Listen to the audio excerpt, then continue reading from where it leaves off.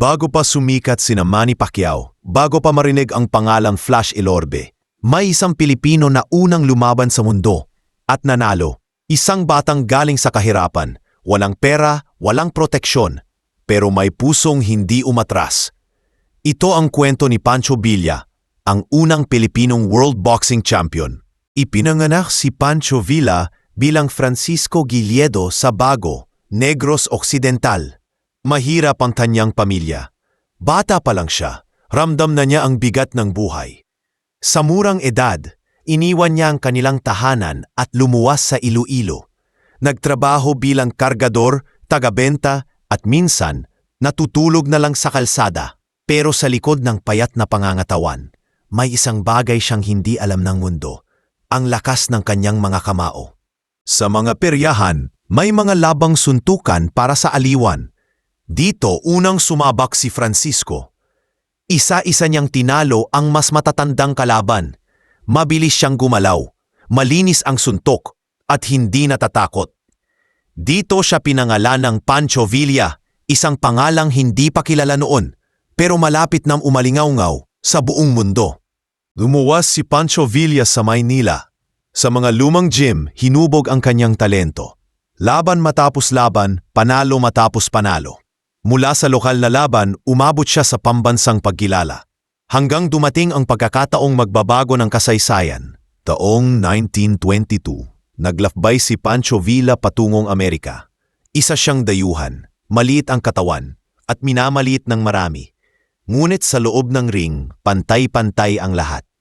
Hulyo 18, 1923, haharapin niya ang isang alamat, si Jimmy Wilde. Libo-libong tao ang nanood. Walang naniniwalang mananalo ang Pilipino. Pero sa isang mabilis at malinis na left hook, bumagsak si Jimmy Wilde. Already you can see why the 108-pound Jimmy Wilde is called the Mighty Atom.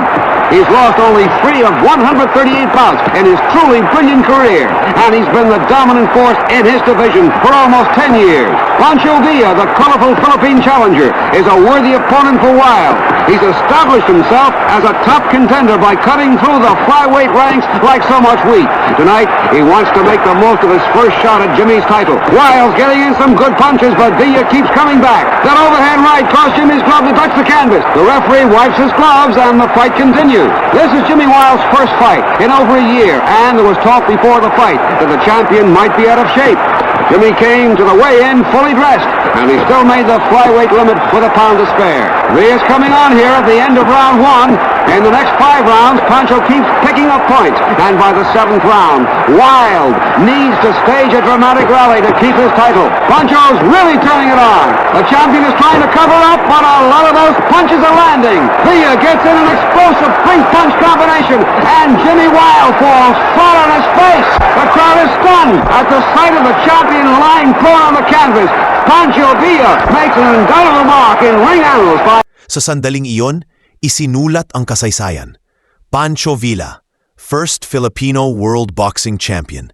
Sa kabila ng tagumpay, maikli ang naging buhay ni Pancho Villa. Isang impeksyon matapos ang bunot ng ngipin ang kumitil sa kanyang buhay noong 1925. 23 taong gulang lamang siya. Maikli ang kanyang buhay, pero ang iniwan niyang inspirasyon ay walang hanggan. Bawat Pilipinong umaakyat sa ring, may bahid ng kwento ni Pancho Villa. Ito ang kwento ng bateng galing sa kalsada na umabot sa tuktok ng mundo.